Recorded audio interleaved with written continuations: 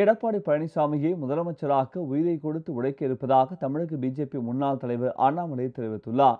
மதுரை மாவட்டம் திருமங்கலத்தில் செய்தியாளர்களை சந்தித்த அவர், கூட்டணியில் பிஜேபி சார்பில் போட்டியிடும் வேட்பாளர்களை அதிமுகவினரும், அதிமுக சார்பில் போட்டியிடும் வேட்பாளர்களை பிஜேபியினரும் முழுமையாக ஆதரித்தால் சட்டமன்ற தேர்தலில் நிச்சயமாக வெற்றி பெற முடியும் என்றார். முழு நம்பிக்கை இருக்கு. அதிமுக தொண்டர்களும் தலைவர்களும் பாரதிய ஜனதா கட்சியை ஒரு மாற்றாந்தாய் கட்சியா பார்க்க மாட்டாங்கிற நம்பிக்கை எனக்கு. நாங்க உயிரை கொடுத்து எங்களுடைய தலைவர்கள் சொன்ன பிறகு நாங்க உயிரை கொடுத்து தேசிய ஜனநாயக கூட்டணி ஜெயிக்கணும். அதுல முதலமைச்சர் வேட்பாளராக இருக்கக்கூடிய எடப்பாடி பழனிசாமி அண்ணன் அவர்கள் ஜெயிச்சு முதலமைச்சர் ஆகணும் அப்படின்னு எப்படி உயிரை கொடுத்து நாங்க உழைக்க போறோமோ அதை நீங்க பார்க்கத்தான் போறீங்க.